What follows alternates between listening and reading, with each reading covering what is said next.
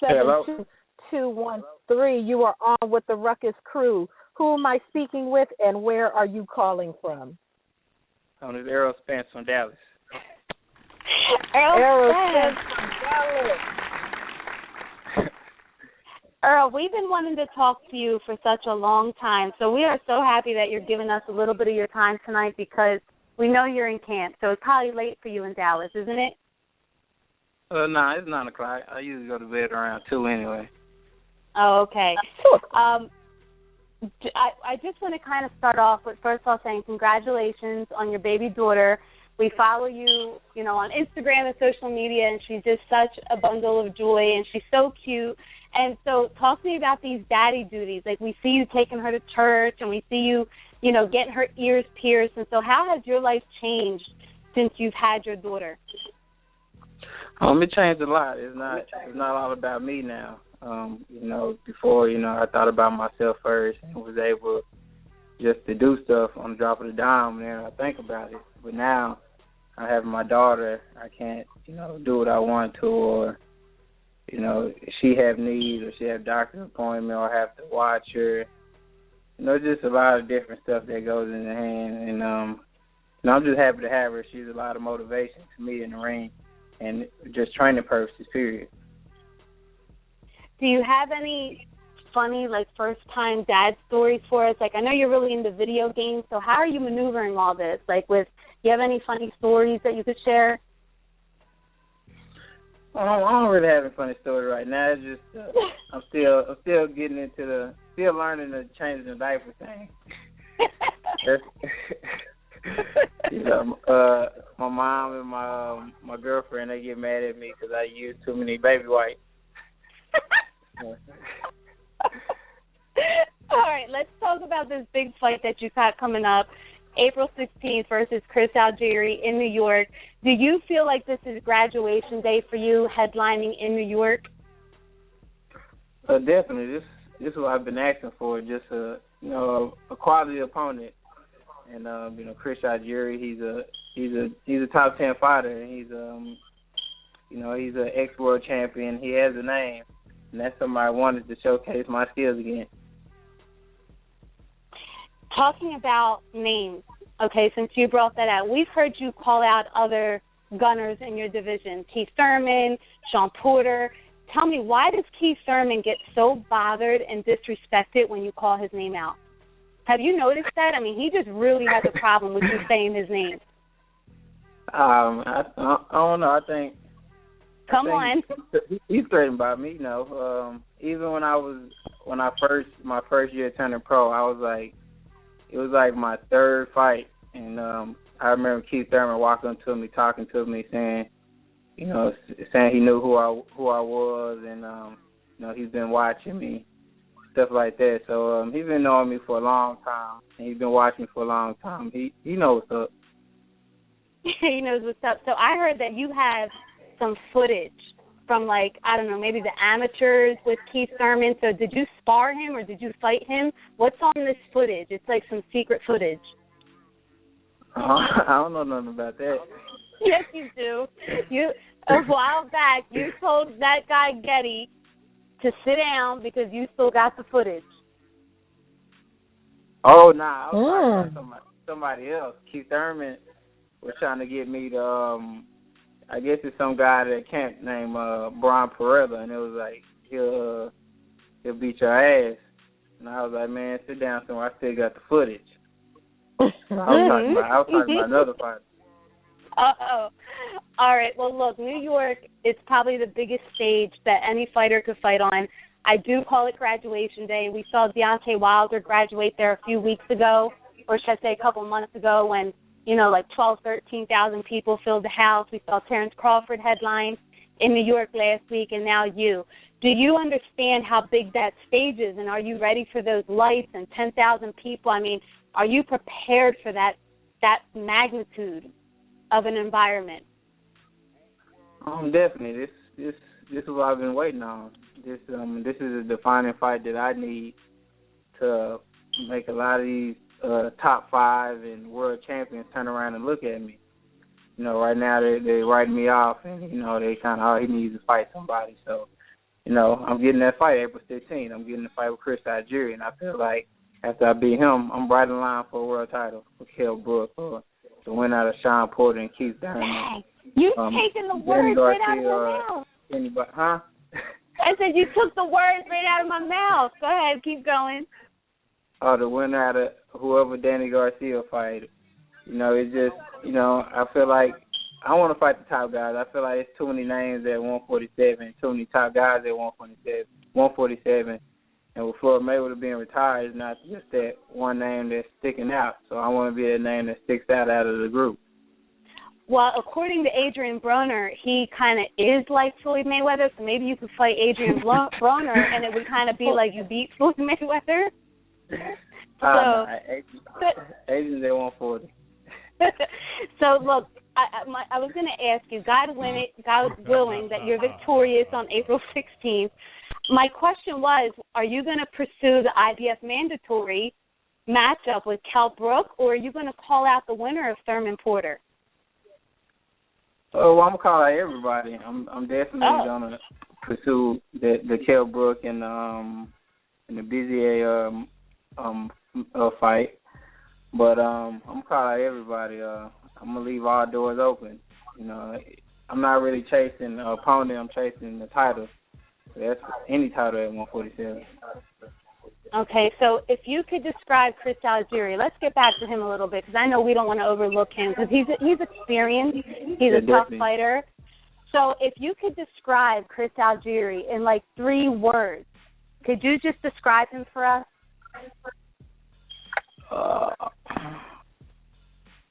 Tough. Has a lot of heart. Mhm. And he's a thinker. Yeah. No, I like those words. He definitely has a ton of heart. I mean, he'll fight anybody, and I know it's been hard for you to get better opposition because not a lot of people want to fight you. So it says a lot about him, you know, that he is willing to fight you. So you're kind of growing up into a grown man right before our eyes. Realistically, how much longer can you stay at 147 and make the weight comfortably?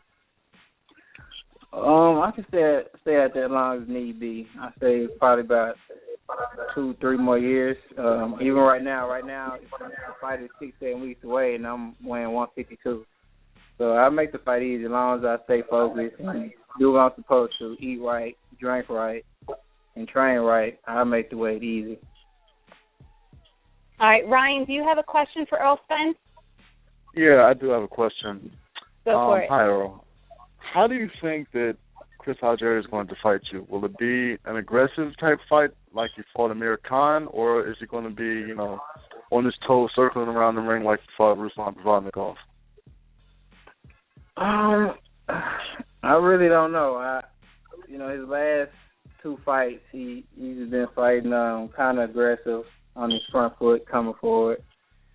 I think he'll try that. I think the first couple rounds he'll try to, stand his ground, and then when I start touching him up, he'll revert back to what he's known for and what he naturally does and moves around and box and tries to use jab and try to outpoint me.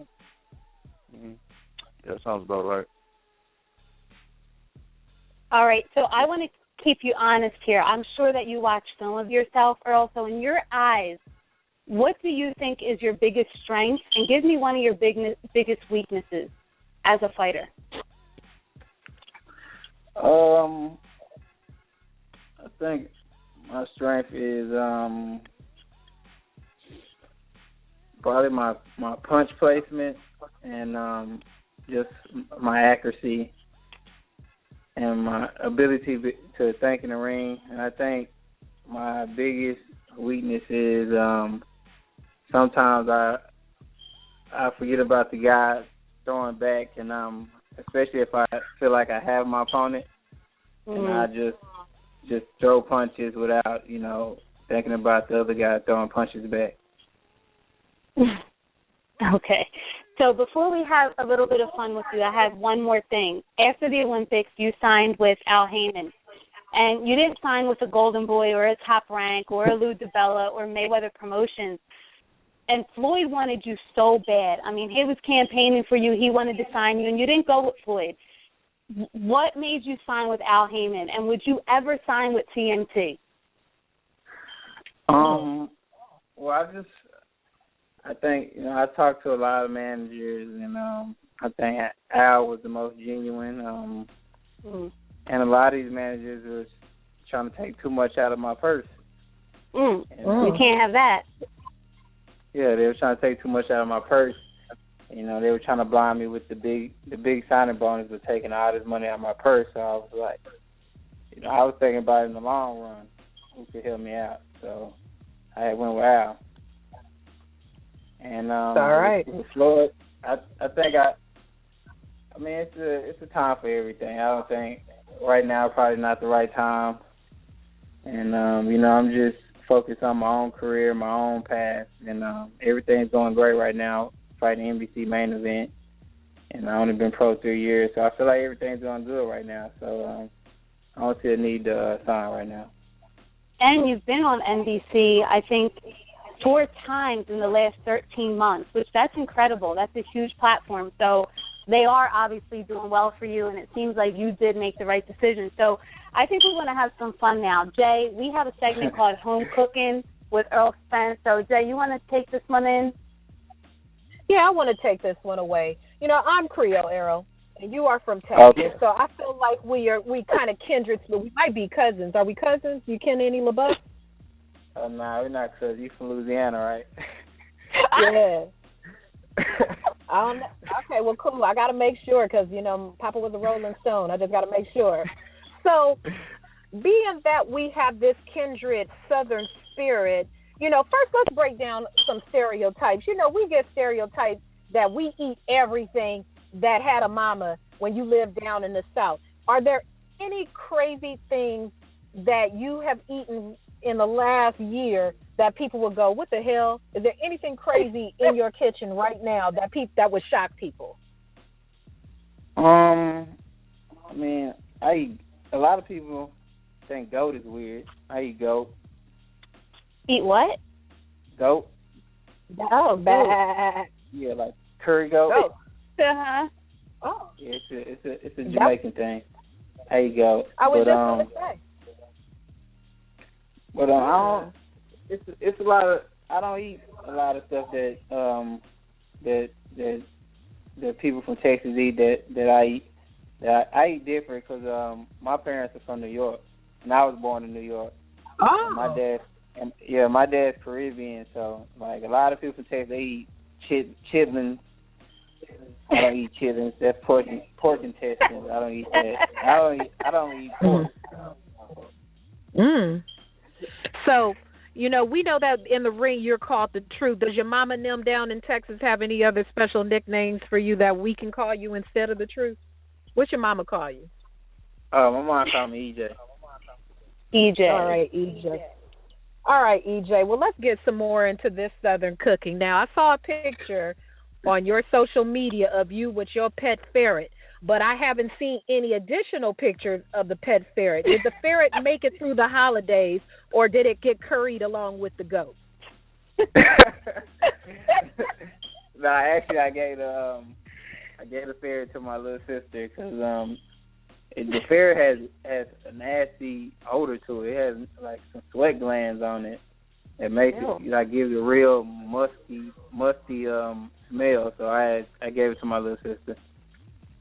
Well, have your sister post a picture because until I see confirmation that the ferret made it, I'm not going to believe you. All right, I'm going to post a picture tomorrow. We were worrying about the ferret. Ferret never showed up on Errol Spence's social media again. I said, damn, the ferret just didn't make it. It ended up with Thanksgiving dinner. You think I ate the ferret? All right. Yeah, you might. It's high in protein, and you are in camp, so you never know. Okay, ain't doing that bad. Let's talk about life in DeSoto, Texas. Given that you are a man that likes to cook, I did a little investigating in DeSoto, Texas, and there's a place on East Beltline Road called Just Like Big Mama's. And we want to know, if we come to DeSoto, Texas, is it just like Big Mama's? What is Just like Big. No, I never heard of Just Like Big Mamas. Oh, when you get out of camp, you're going to have to go over there and eat over there and report back on us to tell us if it is, in fact, just like Big Mama's. So it's on East Beltline Road. You know where that is? Yeah, I know that is. All right, you got to post. All right, you got to go over there and check it out. I also saw a video on Facebook of you cooking. I think you was cooking chicken or something. We know your opponent, CHRIS ALGIERI, is a cook of sorts himself. Instead of a fight, who's going to win who's winning the cook-off, you or CHRIS ALGIERI? And what would you cook that would beat CHRIS ALGIERI in the kitchen? Oh no, I seen his cooking. He can cook. I mean, his cooking probably look prettier than mine, but I believe mine tastes better. Well, I don't know. You know, when I saw the video of your kitchen, I didn't see no Red Rooster. I didn't see no Old Bay seasoning. You know, what's in the kitchen right now that you seasoning your food with? I'm Creole. I'm going to know if you're lying. I got everything. I definitely got Old Bay. I got Old Bay. I got garlic and herbs, black pepper. Definitely got seasoning salt in there, which I'm not using right now. No, I got a lot of stuff. I got because I mean, okay. Well, then, you know, because I was confused. You know, when I didn't see any seasoning, I thought, okay, well, we're not eating Thanksgiving dinner at Errol Spence's house because we have to talk about your food. Nah, it's pretty good. All right. We'll see about that. Well, I'm going to hand it back over to RB now so we can play a little bit of Plead the Fifth before we wrap it up not wrap it up for you because you stay up too late at night. All right. Earl, so we have 5 questions for you before we let you go, and this is called Plead the Fifth. You can only plead the fifth one time. So I have 5 questions for you, so you have to be really careful when you plead the fifth because you're going to have to answer everything else if you use it too early. Okay. The first question for Plead the Fifth. Who is a better fighter, Jermell Charlo or Jamal Charlo? Man, y'all wrong, man. We're waiting. Let me see. You could plead the fifth, but if you plead the fifth now, you got to answer everything else. I say Jamil. All right. Next question. You still have one plead the fifth that you can use. Who is really Floyd Mayweather's protege, you or Gervonta Davis? Who's what? Say it again. Who is really Floyd Mayweather's protege, you or Gervonta Davis? Oh, Gervonta Davis. I'm not a signed TNT. Mhm. Oh, okay. Good answer. Okay, here we go. Next one. Did you really drop Adrian Broner in sparring? No. No? I saw the video where you said you had yes. Wait. No, hold up. Yes. Hold up. Okay, I'm going to call bullshit on this one. All right, Errol Spence. So we know that the urban legend for a long time was that you dropped Adrian Broner in sparring. You're saying it never happened. I saw a video of Freddie Roach talking in the gym about a year ago, and Freddie says that it happened too. If this rumor is not true, where is this rumor originating from? And let's put it to rest tonight on the Ruckus. Sparring did happen, but I never dropped Adrian. I heard him, but I never dropped him. Well, what did you do? Huh? Did you stop him? I heard him. I never dropped him. All right. You might as well just plead the fifth. No. Wait, no. You heard him. So, and this was about 2 years ago, I think. So if you fought Adrian Broner now, could you knock him out? Or do you want to plead the fifth? Is that one of the 5 questions you just made that one up just now? You know what? Jay, Yeah, we're gonna move on. We're just gonna move on. I think we know the answer. You should have just pleaded the fifth. Jay, let's move on to the next one because we got to get going here. Next one. Who is the worst dresser? I know that you're really into fashion now. Okay, I could tell. You're into shoes, fashion. So you tell me, who is the worst dresser in boxing right now between Danny Garcia, Floyd Mayweather, or Peter Quillen? I thought you were going to name somebody else. I was going to name who's the break. But, who were you going to name? I'm going to We get might that like next. your answer better. Well, to me, I'm not going. But let me see. Floyd, Daniel, Peter. Who's worse than I them? say, well, out of them three, Peter is the worst. Is the worst dresser. Peter into this New York City fashion stuff, be wearing No, all this that's crazy not New stuff. York. I don't know what that is, but that's not New York. Do not quote New York. That is not New York, boo. I don't know what it is. It's something. Who are some of the best dressers in boxing? Do you like Miguel Cotto's Pink Cracks? Miguel can dress sometimes, but I like Danny Jacobs. Danny Jacobs, he's real sharp. Especially when he wears a suit. Who was your answer for the worst dress? We might like your choice better. Well, it's just my personal. I don't. Of course. To me, but it must be. It's his own style. Deontay Wilder. Real? You don't like the gloves? No, I don't really like. I don't like suits. I don't like the suits, but I mean, everybody cut their suits different. Do what they do. I wasn't expecting that. Wow. All right, look, we have one question from a fan, and I promise you this is the last one. They wanted to ask you, who do you think the Cowboys should draft this year? Cam, I know it's hard to talk about the Cowboys.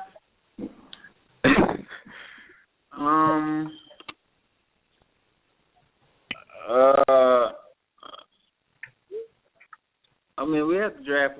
I think we should draft a quarterback. I really don't know who, but I think we should draft a quarterback. Tony Romo's out there. All right, Ryan, you want to get one more question in for Earl? Oh. Ryan? Guess not. Did we lose? All right. My bad. I had myself on mute. Okay. My follow-up question is, when you talked about Thurman has always kind of been, like, a little bit scary of you since the amateur. Yeah. Is that referring to, like, amateur bout that you had or a sparring session? Oh, no, I didn't say he scared of me during the amateur. I said that, he walked up to me when I had, like, 3 fights as a professional, and he was like, he's been watching me since I was an amateur. And, he's keeping his eye on me, and, he thinks I'm a great fighter. Oh, okay. So you've never actually shared the ring with him? Huh? You've never actually shared the ring with him before? Oh, no, I never shared the ring with Keith Hurd. Okay, thank you. No problem. Up until now, but we will see what happens. Well, Errol, it has been an absolute pleasure speaking with you tonight. We just want to, I have my sound clip loaded up because a little birdie told us you were getting a year older, a year wiser in the next day or so. So we wanted to wish you a very, very happy birthday. And what are you buying us for your birthday? I don't know. What you want? Can we get a whip? I mean, you got a fight coming up with Algieri. Can we get a Ruckus whip? I'm not doing that good. I mean, oh man. Well, we wish you a lot of luck. Have a very happy birthday. We'll all be tuned in April 16th to hopefully your graduation day in New York. All right, thank you. All right. Thanks again, Earl. No problem. All right, Errol. Take care.